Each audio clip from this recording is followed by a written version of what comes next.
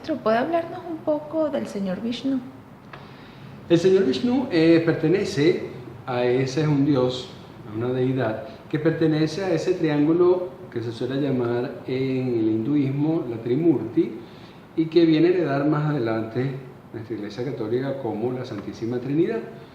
Y en ambos casos, la Trimurti, hablando del señor Vishnu, cada uno de esos dioses representa las tres personalidades de Dios, o las tres personalidades más notorias, más importantes, o ese Dios desglosado en tres. Estaba en la Trimurti está el señor Brahma como el Dios creador, el señor Shiva como el Dios de la destrucción, el Dios del destructor, y el señor Vishnu como el preservador. Bien. Cuando se habla de preservar, hay una construcción, el señor Brahma, una creación, hay una destrucción, lo hablamos en algún otro momento anterior, hay una destrucción que es la destrucción de lo burdo para poder sacar lo espiritual, para rescatar lo espiritual. Y está el preservador. Y el preservador, que es el señor Vishnu, es aquel Dios que encarna la enseñanza necesaria para que una vez removido lo burdo, una vez destruido nuestra realidad no espiritual, podamos rescatar y preservar lo espiritual.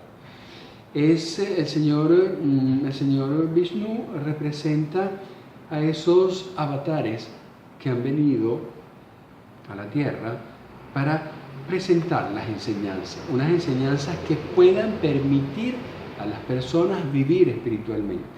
¿Okay? Entonces, el señor Shiva remueve todo para que salga a flote un poco lo espiritual, algo parecido así como cuando uno está limpiando un grano, unos granos que quiere sacar los granos partidos, uno pone en un pote los granos, echa agua y empieza a remover y las cosas empiezan a separarse. Eso es lo que hace el señor Shiva, metafóricamente. Y el señor Vishnu viene a seleccionar las mejores partes. El señor Vishnu viene a tomar las partes espirituales y a dar los lineamientos necesarios para que eso se preserve, para que eso se mantenga. ¿Okay? Entonces hay una creación, hay una destrucción y está la idea básica y principal de ese señor Vishnu. Cuando hablamos del señor Vishnu, hablamos mucho de lo que significa una enseñanza, ¿okay? un estilo de vida. El señor Vishnu, uno de los avatares del señor Vishnu es el señor Krishna, y si bien a muchos puede incomodar, esa misma esencia del señor Vishnu es la misma esencia del señor Krishna, es la misma esencia del Christos, como se dice en otros idiomas, y es la misma esencia de nuestro Señor Jesucristo, ¿okay?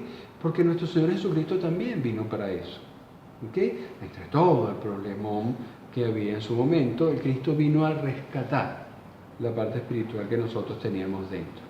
¿Sí?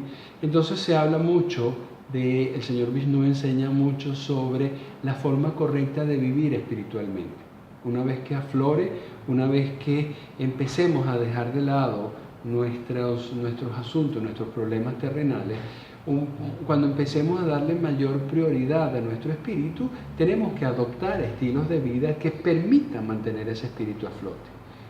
Una de las cosas que suele pasar es que en momentos difíciles, la espiritualidad, en momentos difíciles asociados con procesos de destrucción del señor Shiva, la espiritualidad puede salir a flote. ¿Bien? Y una persona se puede empezar a sentir espiritual. Cualquier persona se puede recordar de Dios en sus momentos difíciles. Pero si esa persona no adopta la enseñanza del señor Vishnu, no adopta las enseñanzas de vida espiritual que nuestro Señor Jesucristo dio, si no las hace suya para comenzarlas a vivir, esa misma pasión que surgió por Dios en momentos de problema, cuando los problemas se acaban, la pasión desaparece y la persona abandona lo espiritual.